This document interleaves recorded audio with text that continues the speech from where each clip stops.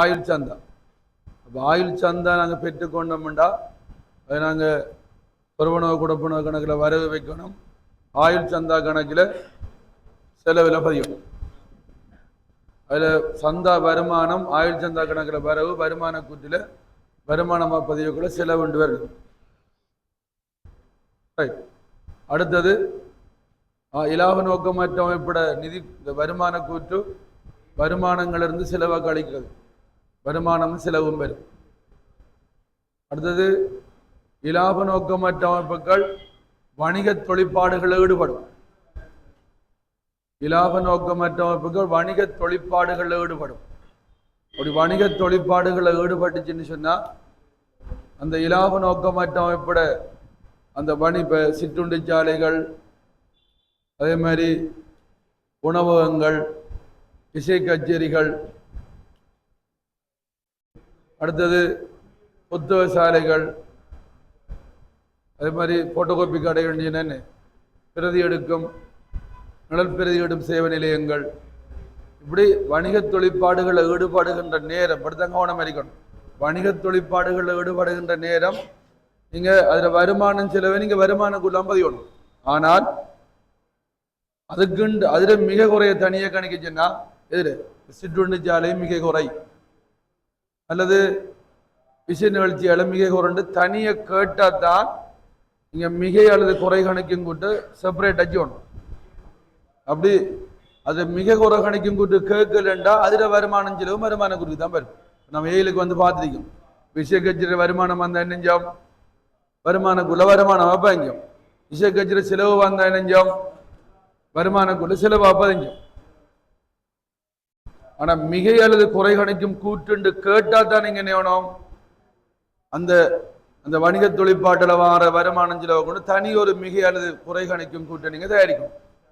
அப்படி அந்த மிகை கணிக்கும் கூட்டு தயாரிக்கிறேன்னா நீங்க அந்த வருமானம் செலவை கொண்டு வருமானக்குள்ள எல்லா வருமானம் செலவையும் பதியலாம். தொழிலை வழங்கணும், அதை கம்பேர் பண்ணி காட்டுறோம். அதாவது இலாப நோக்கமற்ற அமைப்புகள் வணிக தொழிற்பாடுகளை ஈடுபடுகின்ற போது அதுக்குரிய சிற்றுண்டி சாலை, உணவகம், புத்தக சாலை, அப்படி அதில் மிகை அல்லது குறைய கணிக்க சொல்லி கேட்டாருன்னு சொன்னா நீங்க மிகை அல்லது குறை கணிக்கும் கூட்ட தனியை செஞ்சா அந்த அந்த வணிக தொழிற்பாட்டில் போற வருமானத்தில் பதிஞ்சு செலவையும் பதிஞ்சு அதுல வார மிக வந்த வருமானக்குள்ள வருமானமா பதியணும், குறை வந்த வருமான கூட்டில செலவா பதியணும், குறை வந்த வருமானக்குள்ள செலவா பதியணும். அப்படி அந்த மிகை அல்லது குறை கணிக்கும் கூட்டுன்னு ஒன்று கேட்கலன்னு சொன்னா அந்த வணிக தொழிற்பாட்டில் வர வருமானம் செலவை நீங்க வருமானக்குள்ள பதியலாம். கேட்காட்டி நீங்க மிகை அல்லது குறை கணிக்கும் கூட்டு வழி அழிச்சு ஏற்றவில்லை. அதுக்கிற விளங்கிட்டா அது வணிக தொழிற்பாடு. புத்தக சாலையும் மிகை அல்லது குறை கணிக்கும் கூட்டு கேட்டால் புத்தக விற்பனை, அரை விற்பனை கிரயம், அதில் செலவு, அதில் வர மிகையா வருமானக்குள்ள வருமானம், அதில் வர குறையா வருமானக்குள்ள செலவு. அப்படியே அந்த மிகை அல்லது குறை கணிக்கும் கூட்டு கேட்கலண்டா நீங்க அந்த வருமானம் செலவு வருமானக்குள்ள பதியல, எந்த பிரச்சனையும் இல்லை. அடுத்த இலாப நோக்கமற்ற அமைப்புகள்ல நிதிகள் திரட்டு, நிதி, கட்டட நிதி, புலமை பரிசு நிதி, விளையாட்டு உபகரண நிதி, வெள்ள நிவாரண நிதி, இப்படி நிதி நிதி நிதின்னு வந்தா ஒரு குறிப்பிட்ட தேவைக்காக நீங்க புறப்படுகின்ற நன்கொடை தான் நிதிங்கிறது. அந்த நிதி எதில் வரப்போகுது, எங்களுக்கு நிதி எது வரப்போகுது, உரிமையாண்மைக்குலாம் வரும், உரிமையாண்மைக்குள்ள வரும். அந்த நிதி என்ன நோக்கத்துக்காக பயன்படுத்தப்படுகிறதோ அதுக்கு நாங்கள் எடுக்கலாம். ஆனால் ரெண்டு விஷயம் இருக்கு. அந்த நிதியை பயன்படுத்தும் போதோ ஒன்று வருமானமாக கருத சொல்லுவார் அல்லது திரண்ட நிதிக்கு மாற்ற சொல்லுவார். அதாவது அந்த விசேட நிதிகள் இருக்குதானடா, அந்த நிதியை அந்த இலாப நோக்கமற்ற அமைப்புகள் என்ன நோக்கத்துக்காக பெறுவதோ அந்த நோக்கத்தை நிறைவேற்றியவுடன் அந்த நிதியை நீங்க வருமானமாக கருதுச்சுன்னா வருமான கூட்டில் வருமானமா பதியணும். திரண்ட நிதிக்கு மாற்றுச்சுன்னா திரண்ட நிதியோட கூட்டணும். சொல்ற மாதிரி செய்யணும். ஆனால் என்ன செய்யணும் வடிவா சொல்லுவார் உங்களுக்கு அனைவரும் சொல்லப்படும். சொல்லாட்டி என்ன செய்ய வைப்பீங்கன்னு சொல்லாட்டி திரண்ட நிதியோட கூட்டணும்.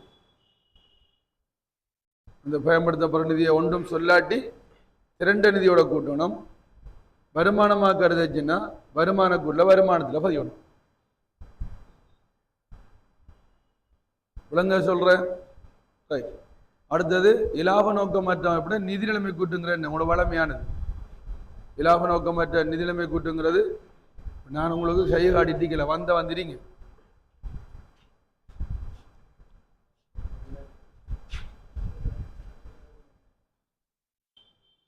அப்ப இலாப நோக்கமற்ற அப்படின்ற நிதி நிலைமை கூட்டு வளமையானது.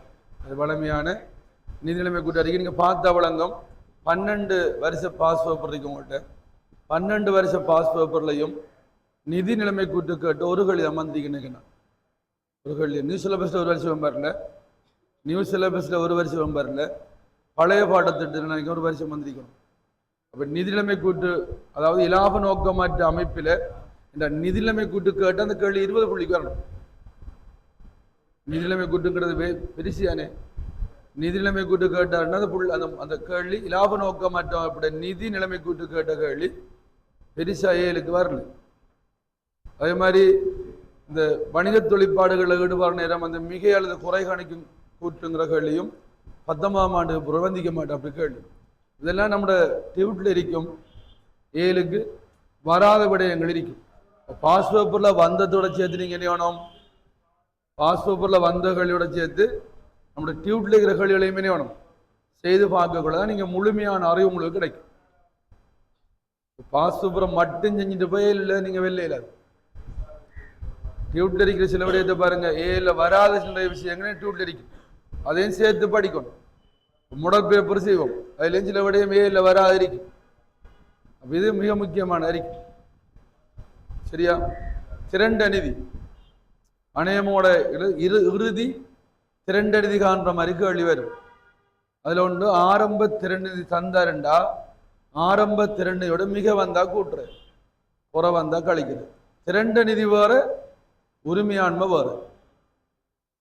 ஆரம்ப திரண்ட நிதியோட மிக வந்தா கூட்டி கட்டட நிதி, ஆயுளங்கத்துவ நிதி, விளையாட்டு உபான நிதி, புலமை பரிசு நிதி, வெள்ள நிவாரண நிதி, இந்த எல்லா நிதியும் கூட்ட வாரதுதான் உரிமையாண்மை. திரண்ட நிதியோட மிகையை கூட்ட வாரதுதான் இறுதி திரண்ட நிதி. சரியா? சொத்திரந்து பொறுப்பை கழிக்க வாரது திரண்ட நிதின்னு சொல்றப்படா. சொத்திரந்து பொறுப்பை கழிச்சு என்ன வரும் எங்களுக்கு? உரிமையாண்மை வரும். அந்த உரிமையாண்மைக்கு இருக்கிற அந்த நிதின்னு சொன்ன அதை கழிக்க வாரதான் திரண்ட நிதி. ரைட். அப்ப இறுதி சொத்திலிருந்து இறுதி பொறுப்பை கழிச்சிங்கன்னு இறுதி உரிமையாண்மை வரும். அதுக்குள்ள அந்த விசேட நிதிகள் இருந்து அதை கழிச்சு போட்டு வாரதான் திரண்ட நிதி. அநேகமா நீங்க பாஸ் வர பாருங்க, ஆரம்ப திரண்ட நிதியோட மிகையை கூட்டுற மாதிரி தான் கேள்வி வந்திருக்கும். இறுதி சொத்துல இருந்து இறுதி பொறுப்பை கழிச்சு காண்ற மாதிரி கேள்வி பெரும்பாலும் வந்தது குறையும்.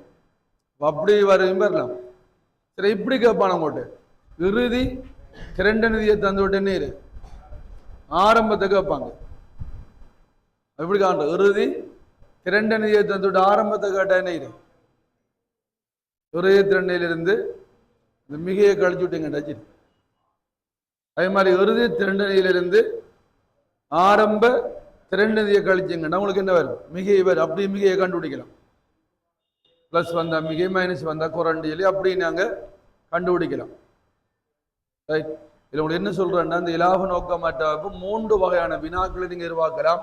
ஒன்று 10 மார்க்ஸ், இன்னொன்று 15 மார்க்ஸ், இன்னொன்று 20 மார்க்ஸ்.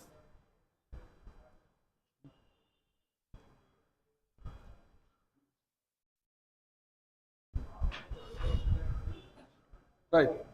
இந்த 3 வகையான வினாக்கள் உங்களோட பேப்பர்ல இருக்கு. சரியா? அண்மை கால பேப்பர்ல இந்த கேள்வி இன்னுமே இல்லை. 20 மாசத்துக்குரிய அந்த இலாப நோக்கமற்ற கேள்வி உங்களுக்கு அநேகமாக அண்மை கால பேப்பர்ல 10ஆம் ஆண்டுக்கு புற வந்திருக்க மாட்டேன். 10ஆம் ஆண்டு வந்த கேள்வி 10 மாசம் தான் கூட வந்திருக்கு, 15 மாசத்துக்கு வந்திருக்கு, 16 மாசத்துக்கு வந்திருக்கு. சரியா? அப்ப அந்த வெயிட்டுக்கு ஏற்ற மாதிரி நாங்க பார்த்தோம்டா. சரி.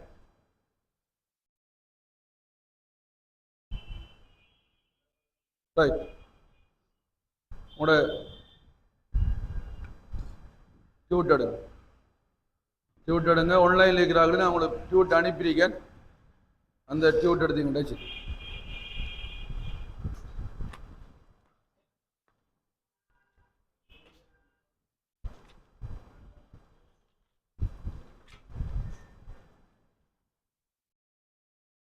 ஆன்லைன்ல இருக்கிறார்கள் முதலாம் கேள்வி எடுங்க. நீங்க 85ஆம் பக்கம் முதலாம் கேள்வி எடுங்க. டியூட்டர் இருக்கிறார்கள் 85ஆம் பக்கம் முதலாம் கேள்வி எடுங்க. 85 தானே? முதலாம் கேள்வி எடுங்க. ஆன்லைன்ல இருக்கிறார்கள் உங்க முதலாம் கேள்வி எடுங்க. ஆன்லைன்ல இருக்கிறார்கள் ஆண்டு மாற்ற தேவையில்லை. நீங்க எல்லாம் எல்லா ஆண்டையும் ஒன்று சேருங்க. ஆன்லைன்ல டியூட்டர் இருக்கிறார்கள் ஆண்டு மாத்திரிக்கேன், நீங்க மாற்ற தேவையில்லை. நீங்க எல்லாம் ஒவ்வொரு ஆண்டு சேருங்க. டியூட்டர் வச்சுக்கிறார்கள் ஒவ்வொரு ஆண்டு சேருங்க.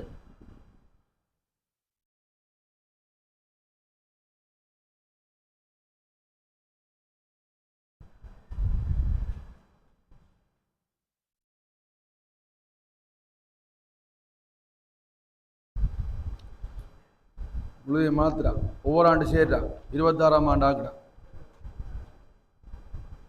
24 இருந்தால் 25 ஆக்கி கொடுங்க. 25 26 மாற்றுங்க. அடுத்த பக்கம் எப்படி?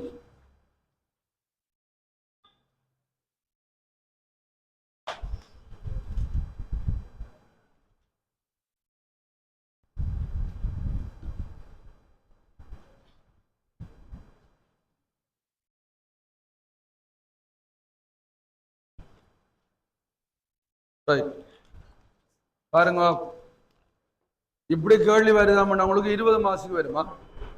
ஏய், இப்படி கேள்வி எக்ஸாமுக்கு வந்த எத்தனை மார்க்ஸ் வரும்? 20 புள்ளிக்கு வரும். இந்த கேள்வி ஸ்பெஷல் என்ன?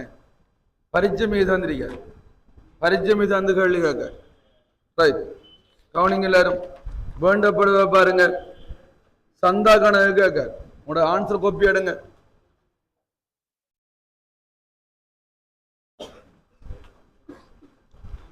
இந்த ஆன்லைன்ல இருக்கிறார்களும் விடையை செய்து கொள்ளுங்க. நான் விடை தந்தேன்னு விடை அனுப்ப மாட்டேன். விடை எழுதக்குள்ள நீங்க விடையை செய்யலாம். விடை தந்தேன்டா நான் விடை அனுப்ப மாட்டேன்.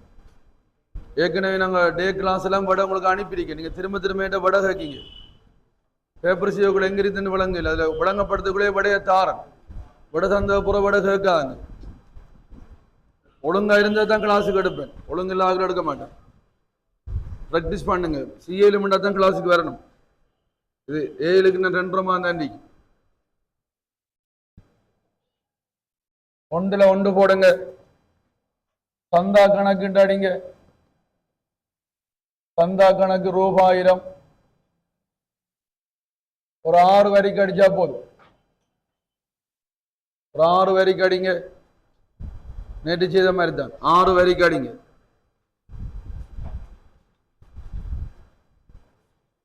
மேலுக்கு ஒவ்வொரு வரியை விட்டு செலவு பக்கம் காசுன்னு எழுதுங்க.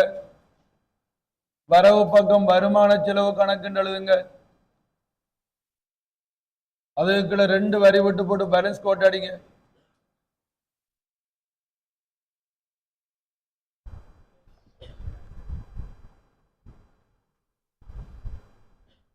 வேகமாரிக்கணும்.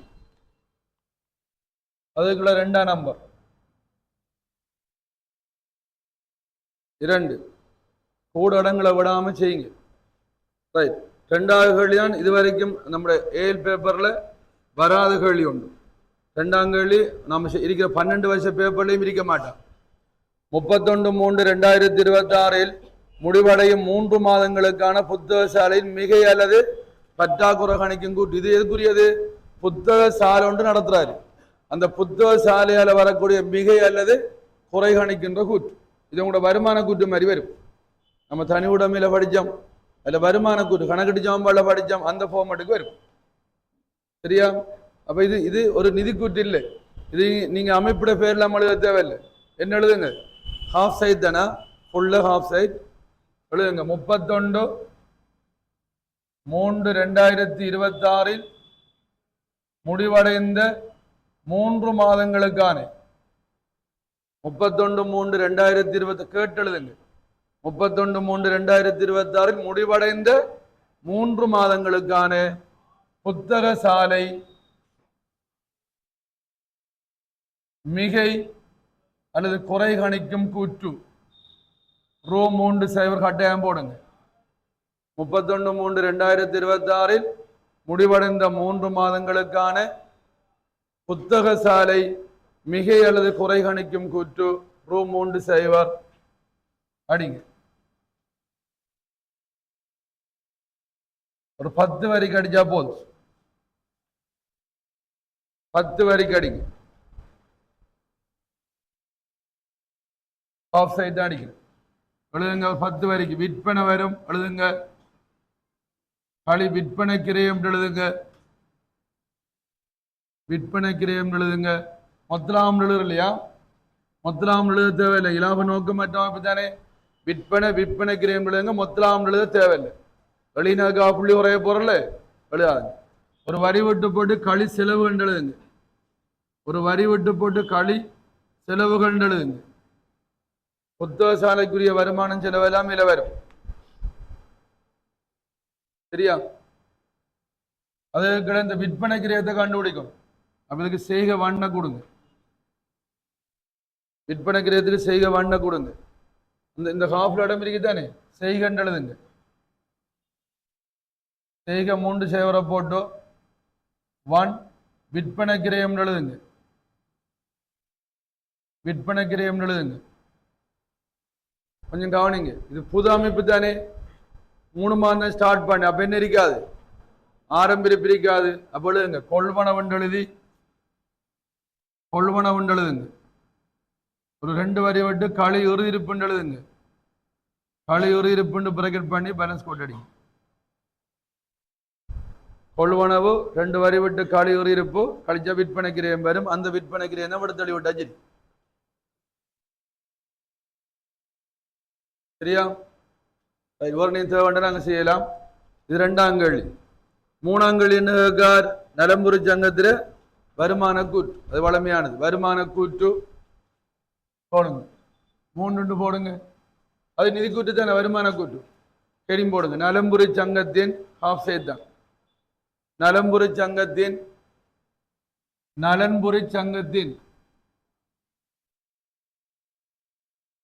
31/3/2026 முடிவடைந்த வருடத்துக்கான வருமான கூற்று.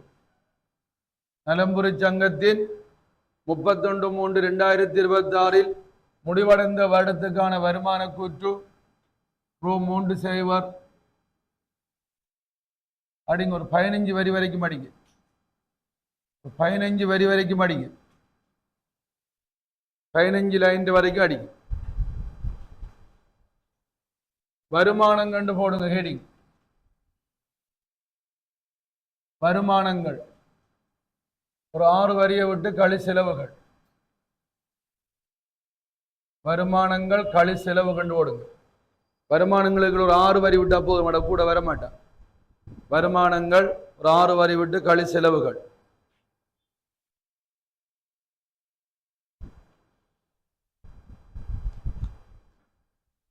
சரியா? அடுத்த பேஜுக்கு வாங்க. அந்த பக்கம் நமக்கு நிதிநிலைமை கூட்டு போதாடா செவன்டா நெட்டிக்கும். அடுத்த பேஜுக்கு வாங்க. 4 அடுத்து ஒவ்வொரு பக்கம் வினா நம்பரை போட்டுக்கணும். வினா இலக்கம் வினா ஒன்று தானே, தலையங்கம் போடுங்க. இந்த கேள்வியும் என்ன இல்லை பாருங்க. இந்த கணக்கு நம்ம ஏதோ புதுசா பார்க்காம இந்த வணிக தொழிற்பாடுகளோட புத்தக சாலை, சிற்றுண்டி சாலை, அந்த மிகை அல்லது குறை கணிக்கும் கூட்டுங்கிறது பாஸ் பேப்பர்ல வந்தில்லை. இந்த 12 வருஷ பாஸ் பேப்பர்ல வந்தில்லை. வருமான கூட்டு வந்திருக்கு, சந்தா கணக்கு வந்திருக்கு, நிதிநிலைமை கூட்டும் என்ன 12 வருஷத்துல பெருசா வந்தில்லை. இல்ல ஒவ்வொரு வருஷமா பாருங்க. செஞ்சகளிலாம் செய்யுங்க. செய்தகளில் விளங்காட்டு கேளுங்க. செய்த கணக்கு எல்லாத்தையுமே நீங்க பாஸ் பேப்பர்ல 12 வருஷ கேள்வியும் திரும்ப செய்யுங்க. ஆர்டர்ல 14ல துவங்கி 25ல முடிக்கணும். அதுல ஏதாவது செம்மையாக்கள் விளங்கலண்டா திரும்ப விளங்கப்படுத்தணும்டா வாயை திறந்து பொண்ணான வாயை திறந்து கதைங்க. அட்டப்புல இருக்காம, அட்டப்பு பிடிச்சிட்டு இருக்காம. சரியா? சும்மா இருக்க எப்படி போட்டான்னு சூப்பரா இருக்கும் பேப்பர். தலையங்கம் போடுங்க. நலம்புரி சங்கத்தின் 31/3/2026 உள்ளவாறான நிதி நிலைமை கூட்டுறவு 3 சைவர். நிதி நிலைமை கூட்டுறவு 3 சைவர்.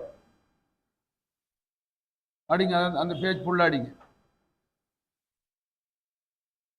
ஆஃப் சைட் தான். நலம்புரி சங்கத்தின் 31/3/2026 உள்ளவாறான நிதி நிலைமை கூட்டுறவு 3 சைவர்.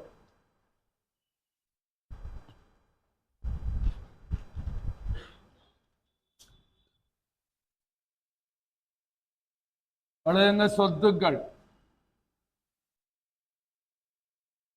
சொத்துக்கள் நடைமுறை அல்லா சொத்து. நடைமுறை அல்லா சொத்து ஒரு 3 வரியை விடுங்க. பாரு 3 வரியை விட்டு போட்டுடுங்க. நடைமுறை சொத்து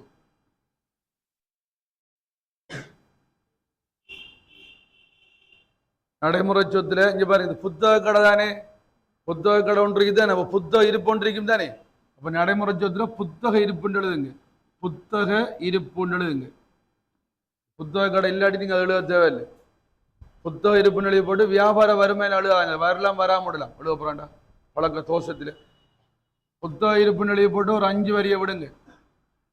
ஒரு 5 வரியை விட்டு போட்டு எழுதுங்க. உரிமையாண்மையும் பொறுப்பும். உரிமையாண்மையும் பொறுப்புண்டு தலையங்கம் போடுங்க. உரிமையாண்மையும் பொறுப்பும் எழுதுங்க. உரிமையாண்மை உரிமையாண்மை உரிமையாண்மை எழுதுங்க. திரண்ட நிதி இலாப நோக்கமற்ற திரண்ட நிதி எழுதுங்க. திரண்ட நிதி.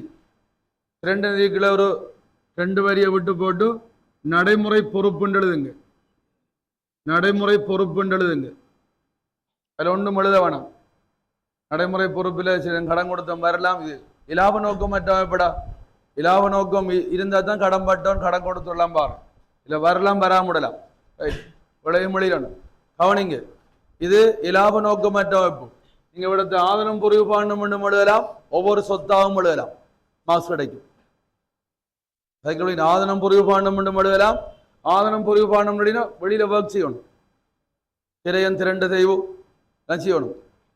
ஒவ்வொரு சொத்தாகவும் எழுதலாம். 2க்கு மேல அவுட்ரிக்கு சட்ட ஆளுமை அற்ற அமைப்புகள் எப்படி செஞ்சாலும் இணைவாங்க, புள்ளி கொடுப்பாங்க. அவர் பெரிய ஸ்டிக்கா பிடிக்கிறது இல்லை. சரியானே. ஆதனம் புரிவு பாண்டம் அந்த ஆதனம் புரிவு பாண்டம் எழுது. ஒவ்வொரு சொத்தை வேண்டா ஒவ்வொரு சொத்து எழுது. இல்லாட்டி செய்க எழுதி நான் வளமையை செஞ்ச மாதிரி செய். என்ன செஞ்சாலும் புள்ளி கிடைக்கும். அது எந்த இஷ்யூவும் கிடையாது. எங்க தனி உடைமை பங்குடைமை இலாப நோக்கமற்ற அமைப்புக்கு மட்டும். மற்ற கம்பெனி அது அப்படித்தான். கம்பெனியில் ஒன்றும் செய்யலாம். கம்பெனிக்காக நம்ம ஒரே ரூல்ஸில் வந்து நான் உங்களுக்கு. சரியா? இவ்வளவு கேட்ட கேள்வி இப்போ சொல்லுங்க. அப்போ இவ்வளோ கேள்வியும் கேட்டிருக்காரு. கொஞ்சம் ஸ்பீடாக செய்ய பழகணும். இப்படி கேள்வி கேட்டேனே இப்போ 2ஆம் கேள்வியா போடணும்னு நினைவான் கணக்கெட்டிச்சவன் பாட்டு 20 மாதம் ஆக்கி போட்டு இதை 20 மாதம் போட்டுருவாங்க. கணக்கெட்டிச்சவன் படுற வெயிட் நீர் குறைச்சி இதை கூட்டுரு அப்படின்னு செய்யலாம். ரைட். இதில் என்ன வரும்? சந்தா வரும். இதில் புத்தக கடையும் வருமானம் செலவெல்லாம் வரும். புத்தக கடைக்குரிய வருமானம் செலவெல்லாம் இங்கே வரும். மற்ற எல்லா வருமானம் செலவெல்லாம் எங்கே வரும்? கதைக்கும் போது கேட்கணும். நிமிந்து பார்த்து கேட்கணும். இதுக்கப்புறம் இல்லை இது முழங்கான நான் ஒன்றும் செய்யலாம். இதில் ட்ரை பண்ணல ஒன்றும் செய்யல. சொல்லியாச்சு. கணக்கிட்டு சமன்பாடு எல்லாரும் செய்கிற கேள்வி. அது கூட வரப்போகுது. கூட வந்து ஒன்றி அப்படித்தான் வரும்னு சொல்லலாம். வருட 6ஆம் கேள்வியாகவும் வந்திருக்கு, 4ஆம் கேள்வியாகவும் வந்திருக்கு. இலாப நோக்கமற்ற பாஸ்போர்ட்ல பாருங்க. 4ஆம் கேள்வியில் வந்திருக்கு, 3ஆம் கேள்வியில் வந்திருக்கு, 6ஆம் கேள்வியில் வந்திருக்கு. இவ்வளோத்தான் இருக்குமெண்டு ஸ்கோர் பண்ணல. ஆனால் 3 வருஷமா என்ன இது கணக்கெட்டு சாப்பாடு கூட வருது. 3 வருஷமா 23, 24, 25 பார்த்தா வளங்க 3 வருஷமா கணக்கெட்டு சாப்பாடு கூட வருது. நான் அப்படித்தாண்டி சொல்லலாம். ஆனால் செய்யக்கூடிய கேள்வி. இதை விட பெரிய கேள்வி என்னையாது ஒரு நாளும் வராது. இதை விட ஒரு பெரிய கேள்வி நீங்க பயிற்சி எடுக்க தேவையில்லை. இது குறையுமே தவிர என்னையாது இதை விட ஒரு கூட கேள்வி வராது. சரியா? ரைட். இப்ப கவனிங்க, சரியா வழங்கணும். வருமானம் செலவெல்லாம் வருமானக்குள்ளாம் வரும். புத்தக காரண்டா மட்டும்தான் நீங்க என்ன வேணும் இங்க வர வேணும். கைக்கிற விளங்குதா? ரைட். கவனமா கவனிங்க. இந்த கணக்கு இன்னொரு ஸ்பெஷல் இருக்கு. என்ன பரிச்சமையை தந்திருக்கார். வளமையா இலாப நோக்கமற்ற அமைப்பு பரிச்சமையை தந்து வாரல. பழமையா இலாப நோக்கமற்றவங்களும் பரிச்சை மீது மாறல கொடுக்கல் வாங்க தருவாங்க. இது பரிச்சை மீது தந்திருக்காரு. அதுவும் ஒரு ஸ்பெஷலான ஒரு விடயம் ஒன்று தத்தி விட்டுல. முழுக்க முழுக்க இந்த கணக்கு என்ன, நம்ம செஞ்ச கணக்கை விட வித்தியாசம். விளங்கிட்டா? ரைட். நீங்க சொல்லுங்க, பரிச்சை மீது ஒரு விடயம் இருக்காமண்டா என்ன செய்யணும் நீங்க? அதேண்டா ஒரு பதிவு தான் வருண்டா. பரிச்சை இருக்கிறதுக்கு எத்தனை பதிவு வருண்டா? ஒரு பதிவு தான் வரும். ரைட். மேலதிக தகவலை ஸ்டார்ட் பண்ண வேணுமா? பரிச்சை இருக்கட்டும், மேலதிக தகவலுக்கு வாங்க எல்லாரும். ரைட். மேலதிக தகவல் 31/3/2026 எழுதுபொருள் இருப்பு 3 ரூபா. நீங்க சொல்லுங்க பாப்போம், எழுதுபொருள் இருப்புண்டா என்ன சொல்லுங்க. பயன்படுத்தப்படாத பொருட்கள், எழுது பொருட்கள். இது புத்தக கடை, இது எழுது பொருள். அப்ப எழுதுபொருள் இருப்பு வந்து என்ன வேணும்? அது ஒரு பயன்படுத்தப்படாம இருக்கு. நடைமுறை சொத்துல பதியணும். நடைமுறை சொத்துக்கு வந்து எழுதுங்க. புத்தக இருப்பு புறவு வரும். எழுது பொருள் இருப்புன்னு எழுதுங்க. கேட்டு எழுதுங்க. நான் போட்டு சொல்லி எழுத மாட்டேன். எழுது பொருள் இருப்புன்னு எழுது. நடைமுறை சொத்துல எழுது பொருள் இருப்புன்னு எழுது 3. எழுதி போட்டு பரிச்சையில் எவ்வளவு எழுது பொருட்கள் இருக்கின்ற பாரு. பரிச்சையில் எழுது பொருட்கள் எவ்வளவு இருக்கின்ற பாருங்க. அப்போ எழுது பொருள் கொள்வனவிற்கு 21 ரூபா, எழுது பொருள் ஆரம்பிப்பு 2 ரூபா. அப்ப எவ்வளவு எழுது பொருட்கள் இருக்கு? 23. 23 எவ்வளவு இருப்பு இருக்கு? அப்ப 23 இருந்து 3 கழிச்சு எவ்வளவு வரும்? 20 ரூபா எழுதுகறி செலவு. எழுதுகறி செலவு எங்க வரும்? செலவு வருமானம் எல்லாம் எங்க வருண்டா? வருமான கூட்டுக்கு வாங்க. எழுதுகருவி செலவுண்டு எழுதுங்க. எழுதுகருவி செலவுண்டு எழுதுங்க 20 பிராக்கெட். ஒரு நிரலாம் செய்யறது. திரும்ப கவனிங்க. ஆரம்பத்தில் எவ்வளவு எழுது பொருட்கள் இருக்கு? 2ஓட கொள்வனவை கூட்டினா 23 ரூபாய் இருக்கு. 23 எவ்வளவு பயன்படுத்தப்படாம இருக்கு? 3. அப்ப எவ்வளவு பயன்படுத்தப்பட்டிருக்கு? அதுக்கு ஒரு ஒர்க் செய்ய தேவையில்லை. இது பெரிய ஒரு சாதனையா?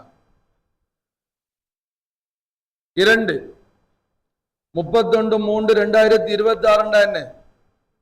இறுதியில சந்தா நிலுவண்டா சொல்ல வருமதி சந்தா முற்பண சந்தா. இது ஆரம்பமா இறுதியா? இறுதி வந்தா கவனிங்க. இறுதி வந்தா முதல் சந்தாவில் ஆரம்பத்தை பதியணும். ஆரம்பத்தை 15 ஓட்டு தான் இறுதிக்கு வாங்க. ஆரம்பத்துக்கு ஒரு பதிவு தான் வரும். பரிச்சைமில் இருக்கும். பரிச்சைமில பாருங்க. அப்போ ஆரம்ப நிலுவை சந்தா எவ்வளவு இருக்கு? பரிச்சைமிலுக்கு வந்து இல்ல, ஆரம்ப நிலுவை சந்தா எவ்வளவு இருக்கு? 25. சந்தா கணக்குல வரவு எழுதுங்க. ஆரம்ப நிலுவை சந்தா கணக்குல வரவு. வருமதி சந்தாண்டு எழுதுங்க. மீவாண்டு எழுதுங்க. வருமதி சந்தா மீவாண்டு எழுதுங்க 25. ஆரம்ப மேலே ஒரு பதிவு தான் 2 வயசு செஞ்சு வந்திருக்கும். முற்பண சந்த ஆரம்பம் முற்பண சந்தா சந்தா கணக்குல செலவில் எழுதுங்க. முற்பண சந்த ஆரம்பம் சந்தா கணக்குல செலவு பக்கம் வரும் 15.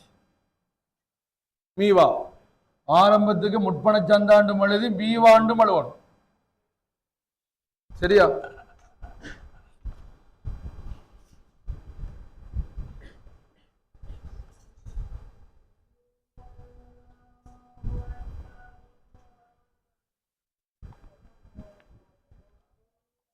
அப்ப ஆரம்ப வருமதி சந்தா வரவுல வரும். ஆரம்ப முற்பண சந்தா செலவு பெற்ற சந்தாட கூட்டுறதுக்காக வேண்டி செலவு. இப்ப நீங்க இறுதிக்கு வாங்க. 2வது செம்மியாக்களை வாசிங்க. இப்ப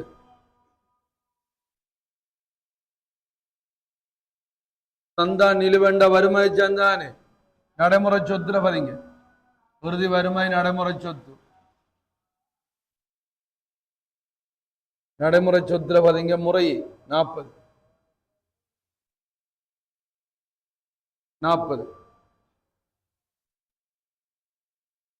இன்னொன்னு இறுதி வருமதி சந்தா நடைமுறை சொத்துல வரும். பெற்ற சந்தாவோட சொல்ல கூட்டணும்னா சந்தா கணக்குல சொல்லுங்க.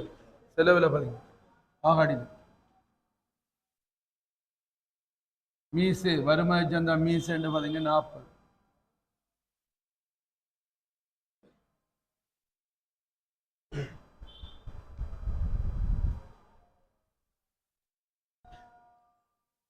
முற்பண சந்த நடைமுறை பொறுப்புல பதிங்க.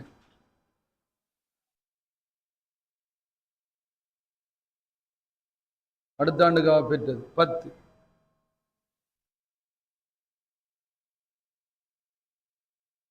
பெற்ற சந்தாவில் கழிக்கணும் வரவு வைங்க.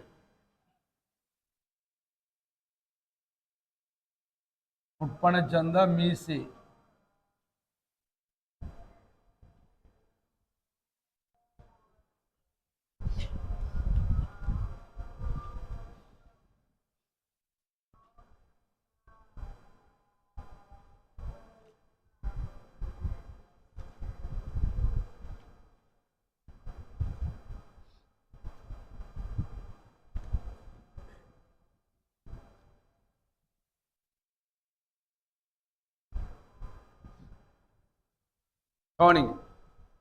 பாருங்க. ஆரம்பம் வறுமை சந்தா எப்பயும் சந்தா கணக்கில் வரவோ வறுமை சந்தா மீவாண்டு வரும்.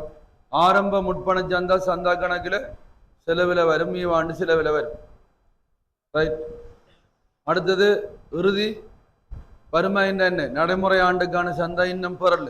ஒன்று நடைமுறை சொத்துல பதிய வேணும் 40, பெற்ற சந்தாவோட கூட்டத்துக்கான செலவு வறுமை சந்தா மீ சென்று வரும். குறைய நிரப்புறது மீதி சென்றது.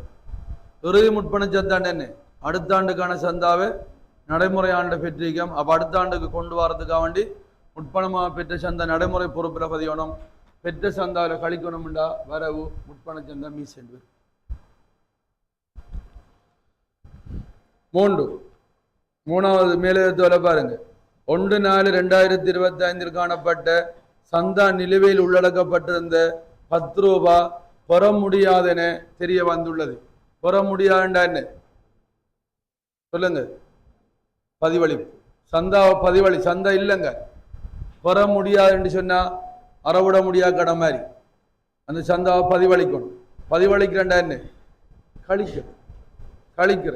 இப்போ சந்தாவை பெற முடியாதுன்னு சொன்னா சந்தாவை பதிவளிக்க சொன்னா ஒரு நட்டம். வருமானக்குள்ள செலவில் பதி பெற்ற சந்தால கழிக்கிறதுக்காக என்ன செய் செலவில் பதியணும். பதிவளிக்கப்பட்ட சந்தா பெற முடியாதுன்னு சொன்னா வருமானக்குள்ள செலவில் பதிங்க. பதிவளிக்கப்பட்ட சந்தாண்டு வருமானக்குள்ள செலவில் பதிங்க. எவ்வளவு பதிவளிக்கட்டாம்? பெற முடியாதாம் 10 கழிங்க. பெற்ற சந்தா வருமாய சந்தால கழிக்கணும். காசுக்குள்ள செலவு வைங்க. வருமான செலவு கணக்குன்றே போதும். வருமான செலவு கணக்கு தானே மாத்திரிக்கும். வருமான செலவு கணக்குண்டு சந்தா கணக்கில் செலவில் பதியணும். சந்தாவை பதிவளிச்சோம்டா செலவில் பதிங்க. அது ஒரு நட்டம். சந்தாவில் கழிக்கிறதுக்காக வேண்டி சந்தா கணக்கு செலவு வைங்க. இந்த செலவோட மற்ற பதிவுங்கரிக்கு வருமான செலவு கணக்கு. 4 சங்கத்தின் கையில் இருந்த காசு 5 ரூபாவினால் குறைவாக காணப்பட்டது. இவ்வேறுபாட்டை பதிவளிப்பது என தீர்மானிக்கப்பட்டது. பதிவளிக்கிறேன்னா கழிச்சுடுறேன். அறவிட முடியாத கடன் பதிவளிப்புண்டா கடன் மட்டும்ல கழிக்கிற. சந்தா பதிவளிப்புண்டா சந்தாவில் கழிக்கிற. காசை பதிவளிக்கண்டா காசில் கழிக்கிற. காசு இணைஞ்சிட்டு 5 ரூபா குறையுது. காசு குறைஞ்ச என்னைண்டா காசு குறைஞ்ச என்னையும் உழைச்சதானே தெரியும். காசு குறைஞ்ச நட்டண்டா காசு குறைவென்ன வேணும். வருமானக்குள்ள செலவில் பதியணும். காசில் கழிக்கணும். வருமானக்குள்ள செலவில் பதிங்க. காசு குறைவுண்டு. வருமானக்குள்ள செலவில் பதிங்க. காசு குறைவுண்டு 5. சரியா? காசின் எழுதுங்க. நடைமுறை சொத்துல காசின் எழுதி பரிச்சமையில் எவ்வளவு காசு இருக்கின்ற வெளி எழுதுங்க. பரிச்சமையில காசின் எவ்வளவு இருக்கிறா 50 என்று வெளி எழுதி 50 இந்த 5 கழிக்க போடுங்க. இருக்கட்டும். காசு குறைஞ்சா பரிச்சமையில காசு இருக்கு 50, 5 கழிங்க. நட்டம். வருமான கூட்டில செலவில் பதிங்க. 5 பரிச்சை மீதியில் காட்டப்பட்ட காசு முற்பணமானது. பரிச்சை மீதியை பாருங்க. காசு முற்பணம் 100 வரைக்கும் மேலுக்கு 1/1/2026 அண்டர்லைன் பண்ணிக்கோ. 1/1/2026 5வது செம்மையாக்களை பார்க்கும். 1/1/2026 அண்டர்லைன் பண்ணிக்கங்கடா. புத்தகசாலை ஒன்று நடத்துவதற்கு நலம்புரி சங்கத்தினால் நியமிக்கப்பட்ட குழுவினருக்கு வழங்கப்பட்ட பணத்தினை பிரதிநிதித்துவப்படுத்துகின்றது. எப்ப புத்தக கடை ஸ்டார்ட் பண்ணிக்கு 1/1/2026 1/1/2026 புத்தக கடை ஆரம்பிக்கப்பட்டிருக்கு. அப்போ 1 2 3 மாதம் 3 மாதம் புத்தக கடை ஆரம்பிச்சு ரைட்டா 3 மாதம் புத்தக கடை ஆரம்பிச்சு. 3 மாத புத்தக கடை கேட்ட சரிதானே ரைட். இக்குழுவின் தலைவரால் பின்வரும் தகவல் வெளிப்படுத்தப்பட்டிருக்கு. சரி சொல்லுங்க, இந்த காசு கணக்கு எதை குறிக்கும்? இந்த காசு கணக்கு எதை குறிக்கும்? புத்தக கடையும் காசு கணக்கு விலைக்கிற எல்லாம் எதுக்குரியது? புத்தக கடைக்குரியது. முதல் புத்தக கடை காசு கணக்கில் பதியப்படா, அது கீழே இருக்கிற தரவுக்கு வாங்க பார்ப்போம்.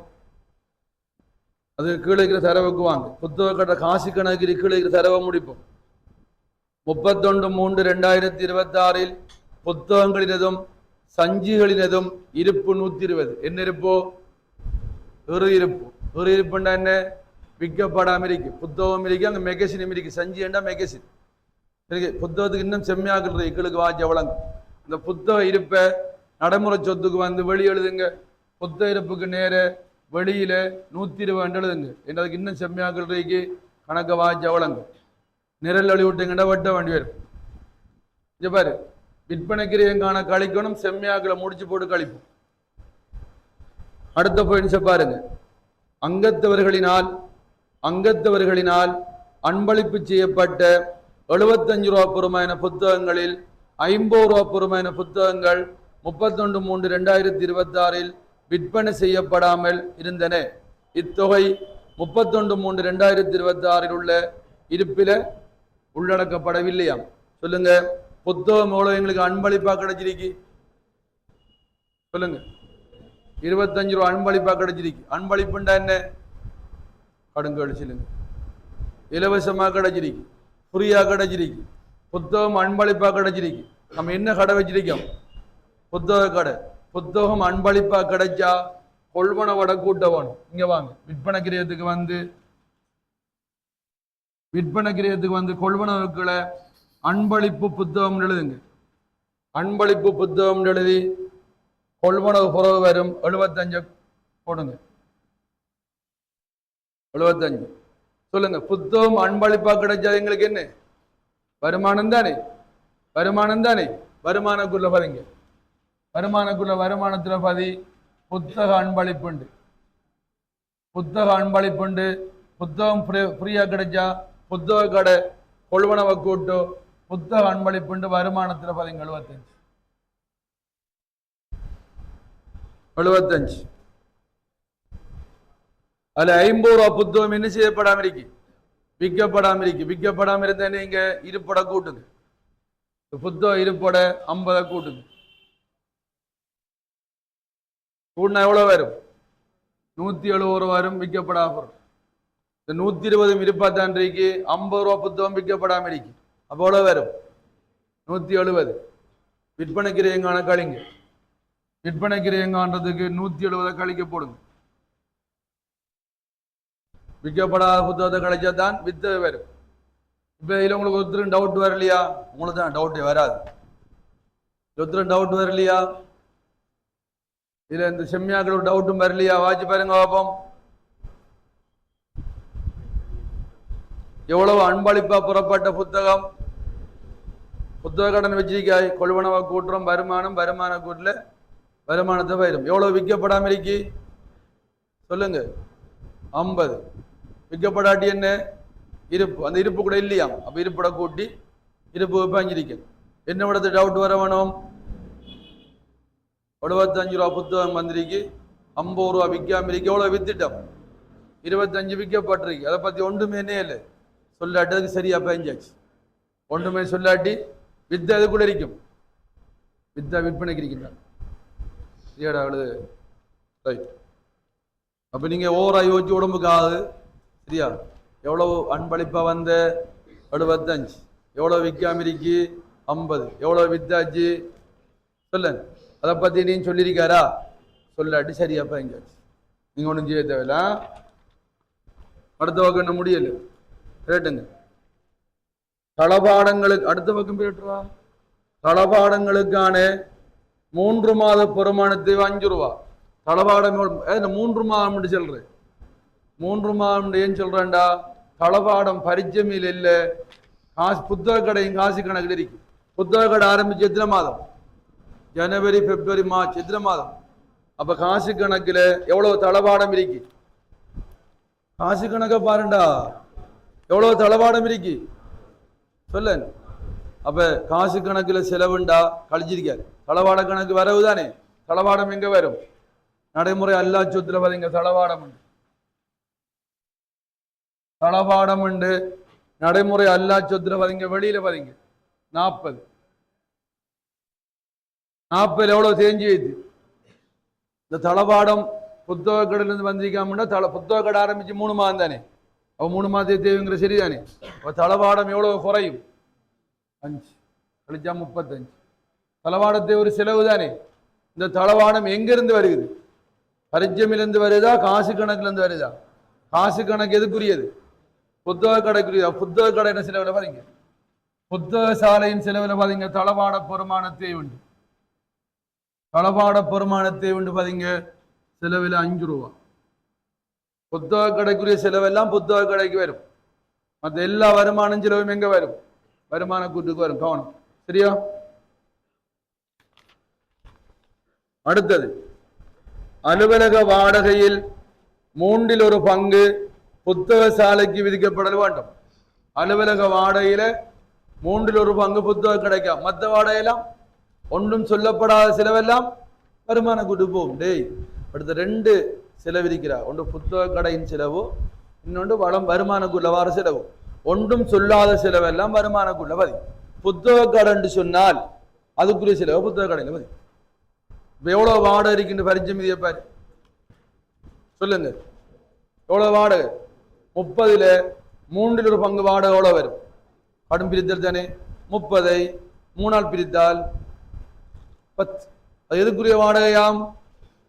புத்தக கடைக்குரிய வாடகையாம். புத்தக கடையின் செலவா பாருங்க, வாடகை கண்டினா போதும். புத்தக கடையின் செலவில் வாடகை 10 ரூபாய் கழி. பிச்ச வாடகை எவ்வளவு வருது? அது வருமானக்குள்ள செலவில் பாதி. வருமானக்குள்ள வாடகை வருமானக்குள்ள செலவில் 20 ரூபாய் பிரகட் பண்ணு.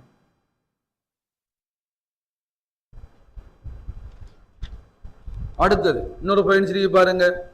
31/3/2026 புத்தகம் சஞ்சிகை வழங்குனருக்கு செலுத்த வேண்டிய தொகை 40. யாருக்கு?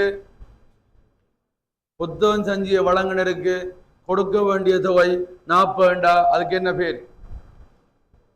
புத்தகம் சஞ்சிகை வழங்குன புத்தக கடை வச்சிருக்கோம்.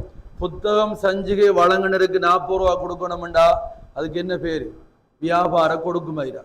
வியாபார கொடுக்குமதி. பொருட்களை வாங்கி கொடுக்க வேண்டியிருக்கு. இங்க புத்தக கடை வச்சுக்க, புத்தக கடையான பொருளை வாங்கி கொடுக்க வேண்டியிருக்கு. என்ன பேரு? வியாபார கொடுக்குமதி. நடைமுறை பொறுப்பில் பதி. மாறில் பிரச்சனை இல்லை. இங்கே வியாபார கொடுக்குமதி நடைமுறை பொறுப்பில் பதி 40. அந்த 40ஓட உடனே போய் கடன் கொடுத்த காசு எவ்வளவு இருக்குன்னு பாருங்க. புத்தக கடையின் காசு கணக்கு இருக்கும். கடன் கொடுத்துருக்கு எவ்வளவு காசு, வழங்குனரை கொடுத்துருக்கு எவ்வளவு. அதாவது உங்களோட காசு கணக்கில் புத்தகம் சஞ்சிகை வழங்குனருக்கு எவ்வளவு கொடுத்திருக்கோம்? அந்த 280 கடன் கொடுத்துருக்கு கொடுத்த காசு. அந்த கடன் கொடுத்துருக்கு கொடுத்த காசோட எவ்வளவு இறுதி வியாபார கொடுக்குமதி? 40 கூட்டினீங்கண்டா கொள்வனவு. கடன் கொடுத்துருக்கு கொடுத்த காசோட வியாபார கொடுக்குமதியை கூட்டினீங்கண்டா கொள்வனவு வரும். வேற கணக்கெல்லாம் சேர்த்து வரும். மனதாரியை காணலாம். கதைக்கிற விளங்கிட்டு அஞ்சு பாருங்க.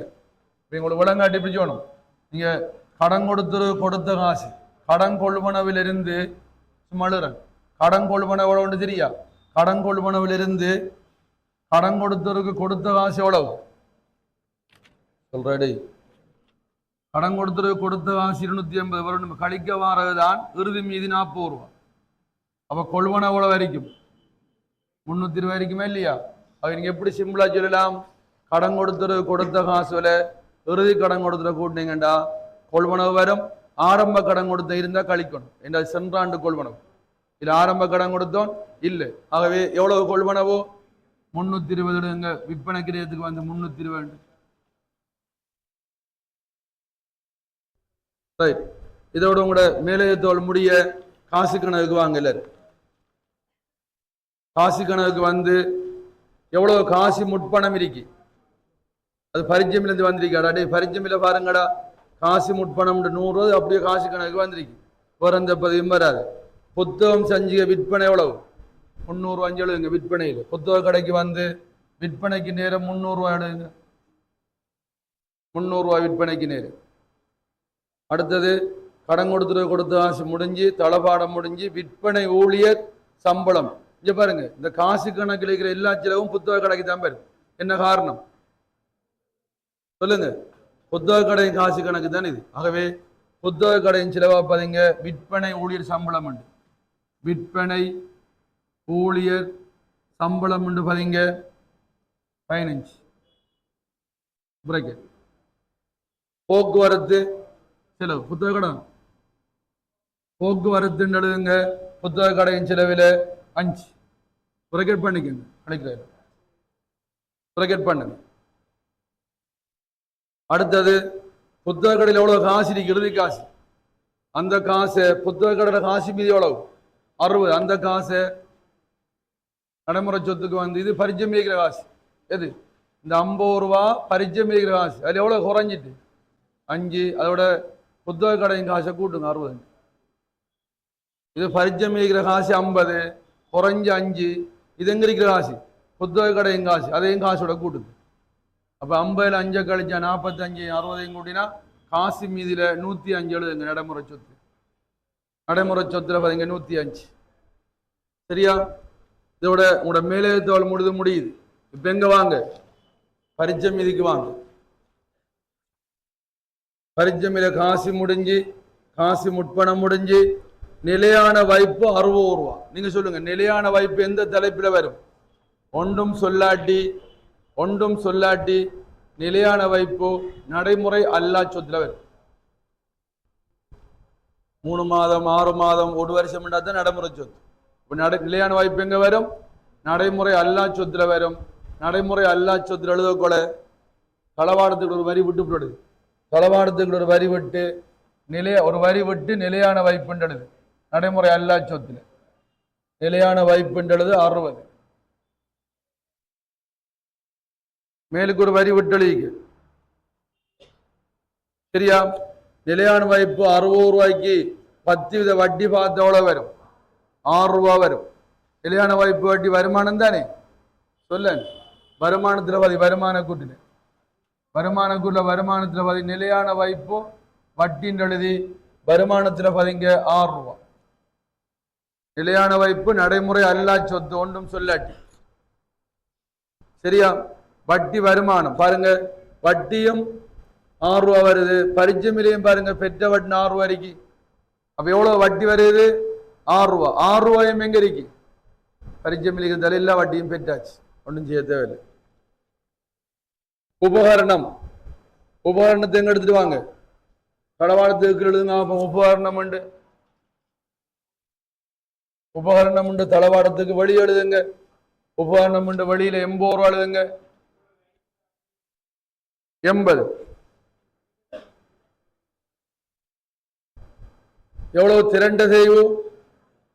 சொல்ல 48 80ல கழிங்க. 80ல 48 கழிச்சு எவ்வளவு வரும்? 32 எழுதுங்க. கொண்டு செலுத்த போய் உபகரண தேவைங்க வரும். திரண்ட செய்வு சொத்தை குறைக்கின்றா தேவைங்க வரும். வருமானக்குள்ள செலவுல பாருங்க. உபகரண பெருமான தேவைண்டு வருமானக்குள்ள வரும். ஒன்றும் செல்ல எல்லா செலவும் வருமானக்குள்ள வரும். உபகரண தேவைண்டு எழுதுங்க. 8 பிரேக்கெட் பாண்டி கோட்டை நட்டிக்கங்க. நிர்வாக செலவும் எங்க வரும்? வருமான கூட்டில அழுதுங்க. நிர்வாக செலவு எழுதுங்க. வருமான கூட்டில நிர்வாக செலவும் வருமான கூட்டில வரும். 50 பிரேக்கெட். வாடகை முடிஞ்சு. நலம்புரி செலவும் என்ன? நலம்புரி செலவும் வருமான கூட்டில செலவு எழுதுங்க. நலம்புரி செலவு எழுதுங்க. வருமான கூட்டில 174 வெல்ஃபேர் செலவெல்லாம் வருமான கூட்டம். புத்தகண்டம் மட்டும்தான் அங்க கூட. சந்தா நிலுவம் முடிஞ்சு, முற்பண சந்தா முடிஞ்சு, பெற்ற சந்தா இருக்கு தானே? பெற்ற சந்தாண்டா என்ன? காசு. பரிச்சயம் இல்லைன்னா ஒரு பதிவு தான். பெற்ற சந்தா கணக்குல காசுக்கு நேர செலவு பக்கம் எழுதுங்க. 272 செலவு பக்கம். பெற்ற சந்தாக்கு பேர் காசியான். அதுக்கு அவனுக்கு காசு கணக்கில் பயிர் இல்லை, பரிச்சமில் இருக்கு. பரிச்சமில் இந்த ரெட்டை பதிவு செஞ்சாச்சு. திரண்ட நிதியை பதிங்க இங்கே உரிமையாண்மைக்கு வாங்க. திரண்ட நிதி 259. திரண்ட நிதி 259. சரியா? அவ்வளோங்கட ரைட். சந்தா கணக்க முடிங்க. செலவு பக்கத்தை கூட்டுங்க.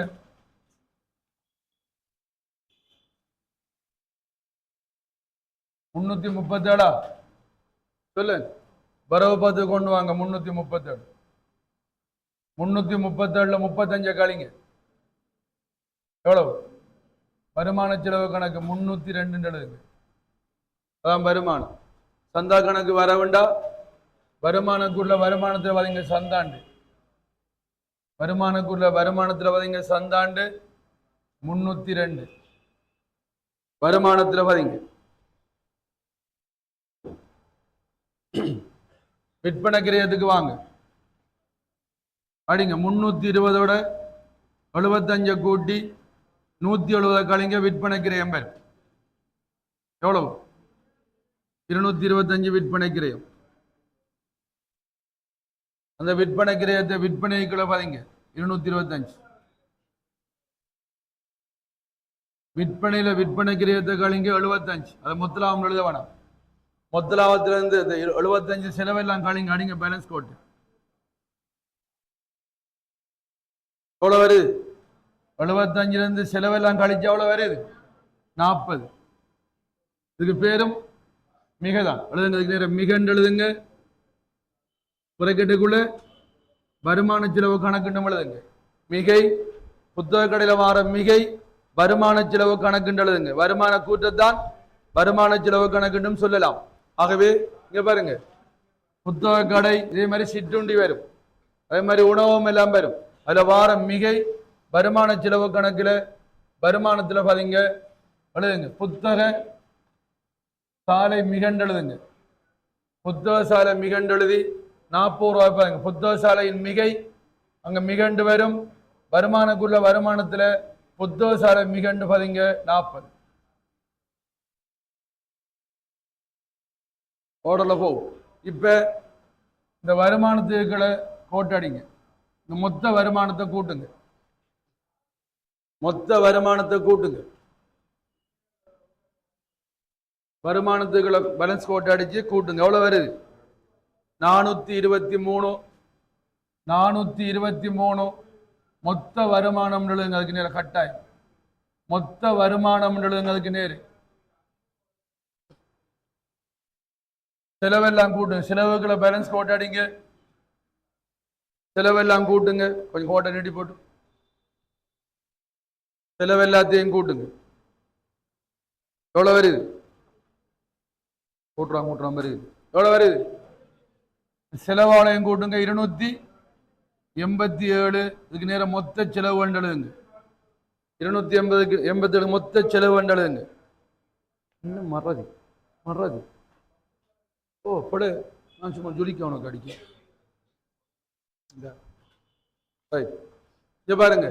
423 இருந்து 287 கழிச்சா சொல்லுங்க 136க்கு நேரம் என்ன எழுவணும்? என்ன எழுதுற? வருடத்துக்கான மிகை. என்ன எழுதுற? வருடத்துக்கான மிகண்டு எழுதாட்டி அந்த ஒரு புள்ளி உனக்கு இல்லை. மிகண்டு சும்மா எழுதாங்க. வருடத்துக்கான மிகை ஒழுங்கா அழுவணும். இதான் சொல்லி தந்திருக்கேன். வருடத்துக்கான மிகை, காலப்போதைக்கான மிகை, வருடத்துக்கான மிகை சொல் ஒரு ஒவ்வொரு சொல்லா பார்ப்பாங்க. என்ன வருடத்துக்கான மிகண்டு எழுத்துக்கு ஒரு புள்ளி. டேய் இந்த 136ங்கிறது சரியா பழையாங்கிறது இல்லை. வருடத்துக்கான மிகண்ட எழுத்துக்கு ஒரு புள்ளி. மிகண்டலினா அந்த ஒரு புள்ளி இல்லை.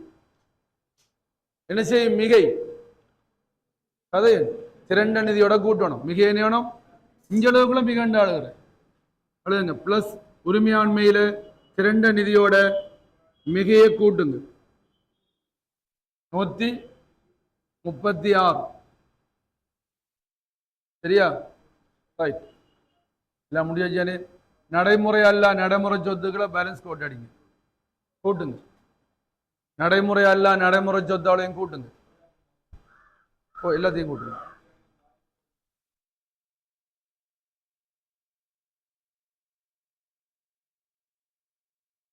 எவ்வளவு வருது? 445. எழுதுங்க. மொத்த சொத்துக்கள் உரிமையாண்மை மிகையும் கூட்டினீங்கண்டா 15 9 395 இறுதி ஒன்று 395. நடைமுறை பொறுப்பை கூட்டுங்க. 445 பேலன்ஸ். 395ஓட நடைமுறை பொறுப்பை கூட்டுங்க. மொத்த உரிமையாண்மை மற்றும் பொறுப்புகள்.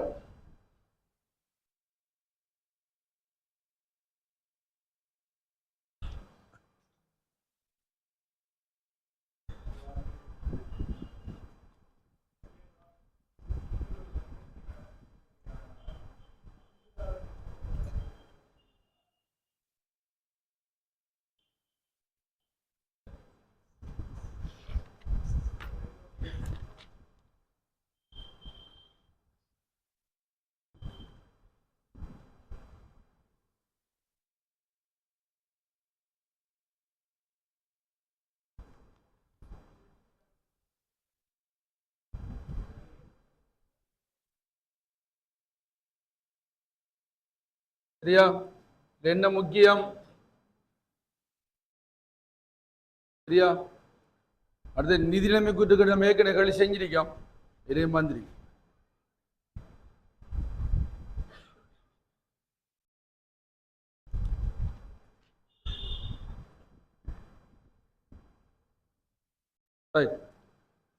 பாஸ்வேர்ட்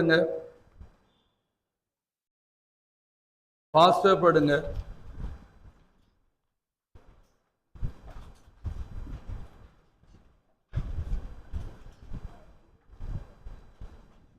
நீங்க இங்க பாருங்க. இதுல முக்கியம் என்னண்டா இருக்கிறதுல இந்த இலாப நோக்கமற்ற அமைப்போட கேள்வியில எல்லா வருஷமும் வந்திருக்கும். இதுல எல்லா கேள்வியும் பார்த்துட்டோமா? யோசிக்க. இந்த இலாப நோக்கமற்ற அமைப்பு இந்த 10 வருஷம் இதுல இத்தனாம் ஆண்டு வரைக்கும் இருக்கு. 23 24 ஒன்றரைக்கு 25 இருக்கு. இல்ல எல்லா இலாப நோக்கமற்ற அமைப்புகளையும் பார்த்தாச்சா? இன்று பாருங்க.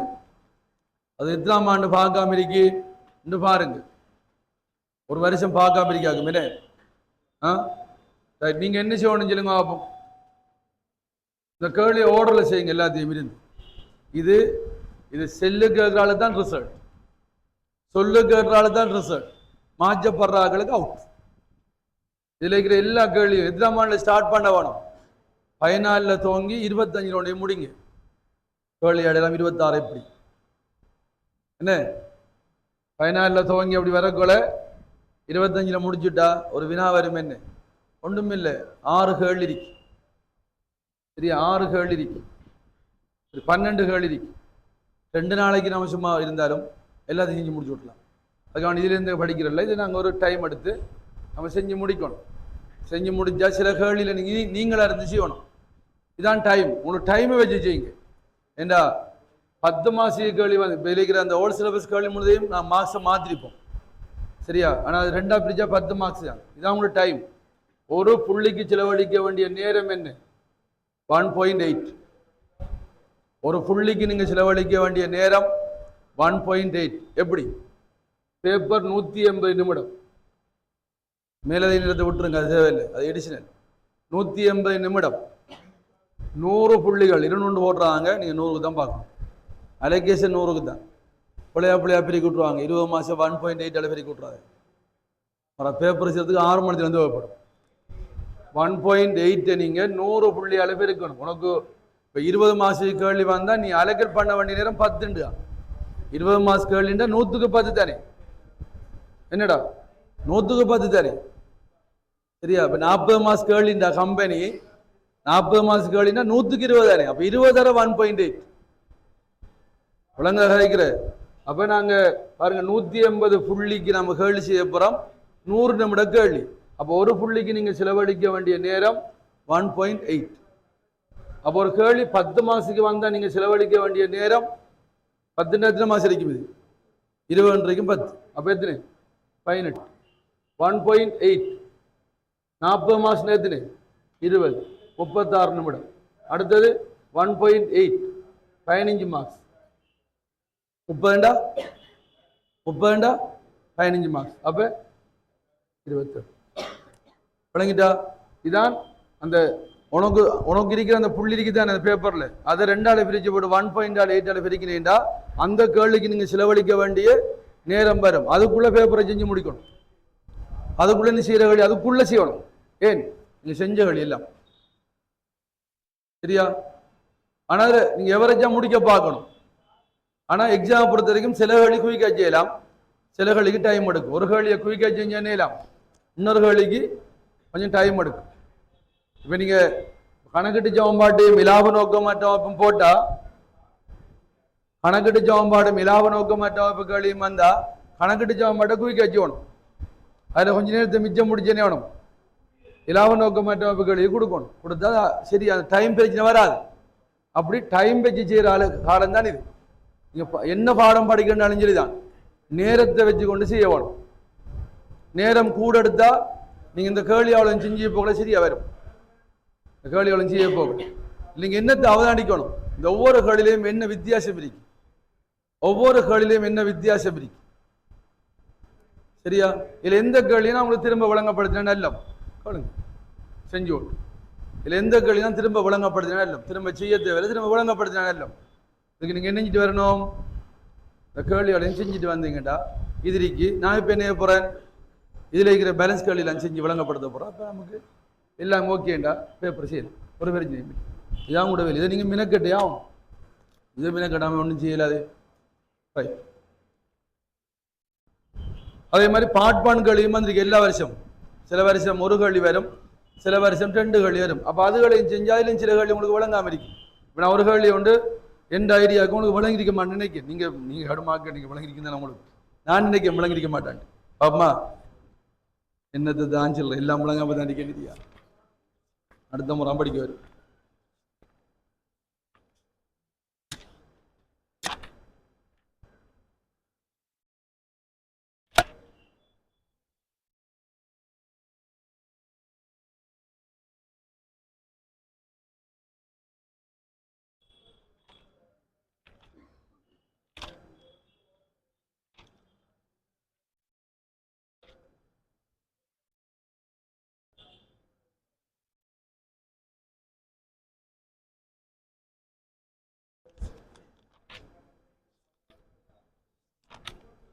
ரைட் 2023ஆம் ஆண்டு பேப்பர்ல 2023ஆம் ஆண்டு பேப்பர்ல 37வது கேள்வி 37வது கேள்வி இந்த கேள்வி நான் விட தந்துட்டேன் இந்த கேள்விக்கு விட சந்திக்கணும் உங்களுக்கு கொஞ்சம் டிஃப்ரெண்டான கேள்வி உண்டு 37 2023ஆம் ஆண்டு 37வது கேள்வி அவனை பார்க்கான் இவனை பார்க்கான் அவனை பார்க்கான் என்னடா பிரச்சனை உனக்கு அவன் நீ செய்யாதுக்கு நான் பொறுப்பாடா அந்த கேள்வி செஞ்சுட்டேனே செய்யலையா அவன் செய்யல வரலையா செய்யலையா இந்த எல்லாரும் சும்மா வச்சுக்காடா அவன் செய்யலையாடா ஏன் மண் சும்மா வச்சுக்க ரிப்போனையாவா அந்த ரிப் போய் பானும் பருப்பு 3 நாள் இருந்துண்டு 3 நேரம் வந்துண்டு அந்த ரிப்பா எப்படி அது இடவடி அப்படி இருக்கிறார் ட்ரையே கிடையாது அப்ப அன்றைக்கு வந்த இடத்தையும் கேட்கலடா நீங்க டவுட் எப்படி கேள்வி செய்யவும் இல்லை தொடையும் இல்லை என்னென்னு பார்க்கவும் இல்லை இது என்ன விளங்க வேண்டா இந்த பாஸ் பேப்பரை பார்க்கவே கிடையாது செஞ்சவளை திரும்ப செஞ்சது கிடையாது பாரு கூட நல்ல காலம் நான் தூக்கிருக்கேன் சும்மா என்னடா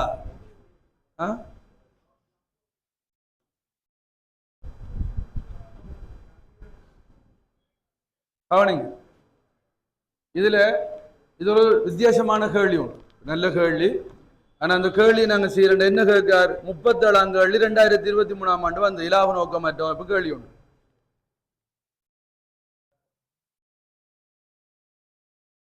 ஆனாக்களி பெற வேண்டிய சந்தாவக்கார் ஆவன்னா 31/12/2025 ஆண்ட மாதிஜீரன் முடிவடையும் படத்துக்கான பெறப்பட்ட மொத்த சந்தா கவனமா நல்ல கேள்வி உண்டு நிறைய பேர் இந்த கேள்வியில செய்த அந்த ஆவணம் நிறைய பேருக்கு போல அந்த எக்ஸாம். ஆனா இதே கேள்வி ஏற்கனவே ஒரு வருஷம் மந்திரி நான் செஞ்சு ஆடினேன். ரைட். இப்ப நாம புறப்பட்ட மொத்த சந்தா காண என்ன ஒரு சந்தா கணக்குள்ள போ. நான் சொல்லியிருக்கேன் ஒரு பார்ட் ஒன்ல எதுக்கு மார்க்ஸ் பதிவுக்கா விடைக்கா. அதாவது நீங்க சந்தா கணக்கு எழுதுறதுமே என்ன உங்களுக்கு டைம் வேஸ்ட் சொல்லியாச்சு. சில விடயத்தை நீங்க லேர்ன் பண்ணி எடுக்கிறல்ல விடைக்கு மார்க்ஸ். பார்ட் டூக்கு தான் தெளிவும் விரிவும். பார்ட் ஒன்னுக்கு உன்னோட குறுக்கிடத்தெல்லாம் பாவிக்கலாம். குறுக்குறிக்கணும் பிரச்சனை இல்லை, நீ எடுத்து வரப்போறேன். அடுத்த காசு வரும், வரவு பக்கம் என்ன வரும், வருமானம் வரும். சும்மா எழுதுற நம்ம தெளிவாடு தேவையில்லை. சரியான செலவுல காசு வரும், வரவுல வருமானம் வரும். வருமான கூட்டுக்கு மாத்துறது. சந்தாவில் கழிக்கிற விடயம் வரவுல வரும், சந்தாவில் கூட்டுற விடயம் செலவுல வரும். இவ்வளவுதான். இதை மைண்ட்ல வச்சுக்கிட்டு ரெண்டு விடையை நீங்க எடுக்கணும். சரியா? பாருங்க. அமைதி விளையாட்டுக் கழகம் என்பது 1/1/2025 300 அங்கத்தினர்களை கொண்டிருக்கு. அங்கத்தினர் 300.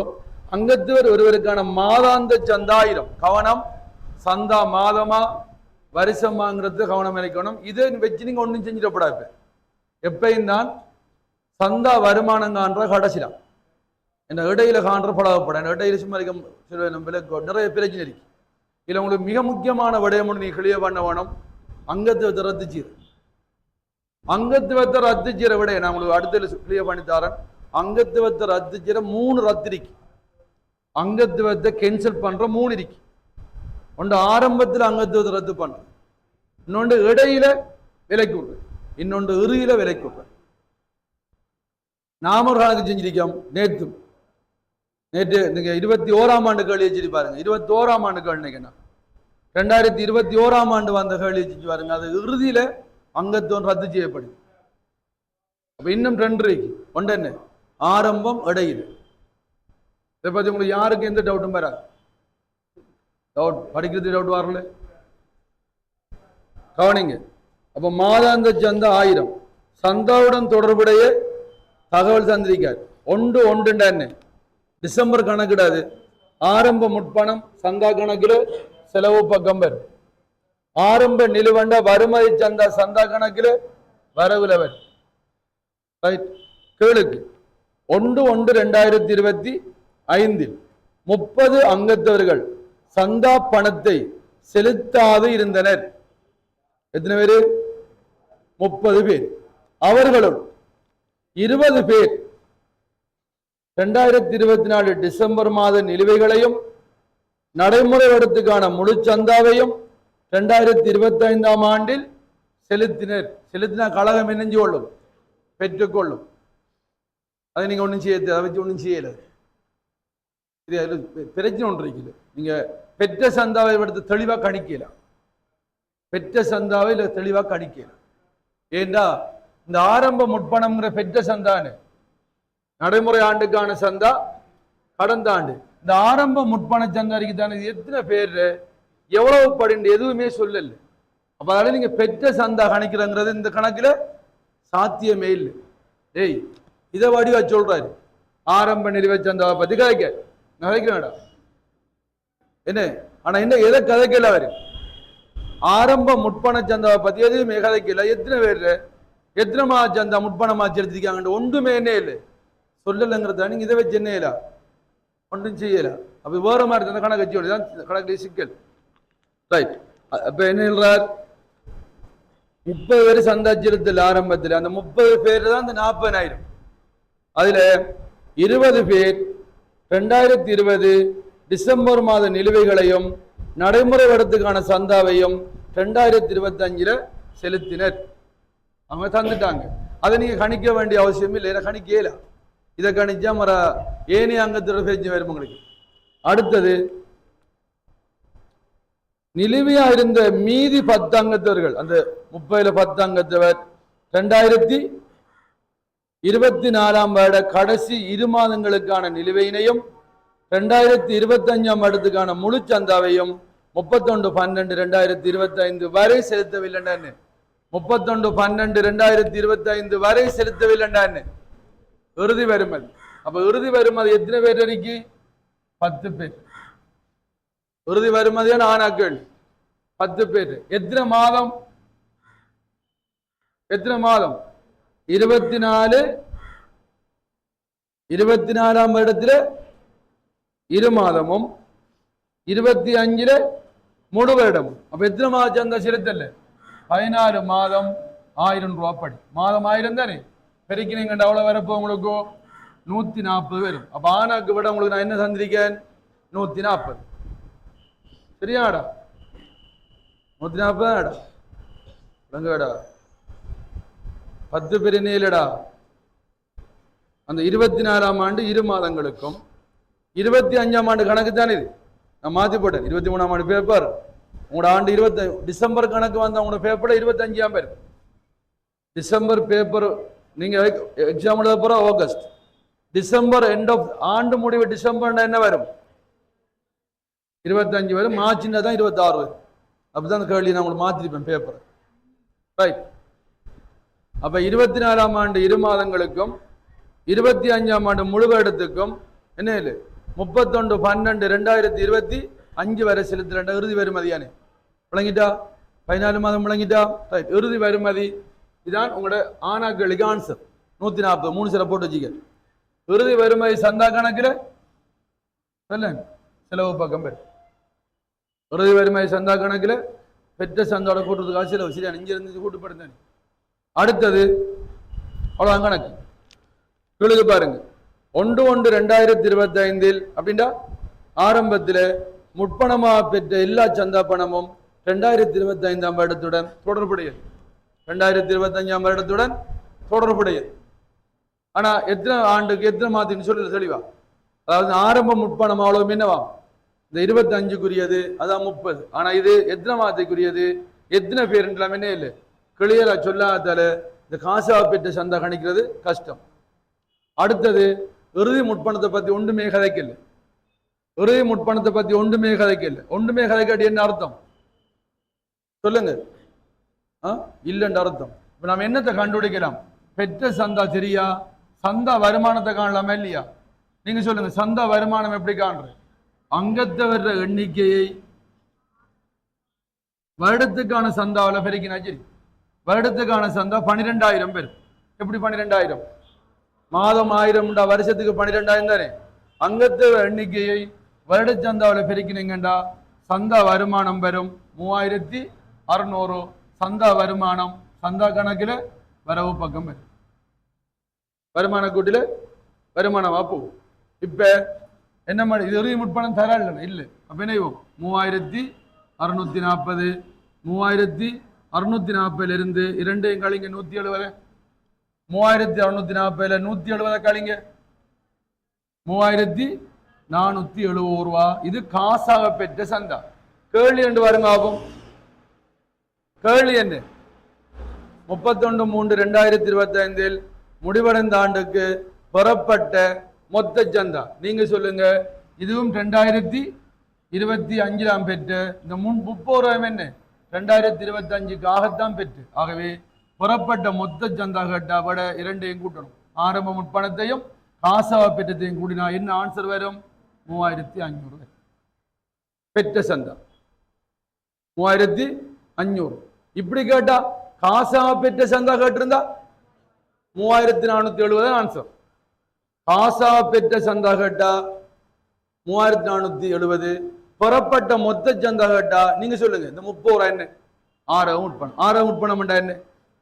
நடைமுறை ஆண்டுக்கான சந்தா கடந்த ஆண்டு புறப்பட்டிருக்கு. அப்ப இது நடைமுறை ஆண்டுக்காக புறப்பட்டதா இல்லையா? இதுவும் நடைமுறை ஆண்டுல புறப்பட்டது. நடைமுறை ஆண்டுக்காக இல்லை. புறப்பட்ட மொத்த சந்தா கேட்டா என்ன சொல்லுங்க ஆபம்? புறப்பட்ட மொத்த சந்தா கேட்டா என்ன ஆன்சர்? காசா பெற்ற சந்தாவோட ஆரம்ப உட்படத்தை கூட்டணும். காசா பெற்ற சந்தா கேட்டா இது ஆன்சர். அவன மாதிரிக்கும். சரியா?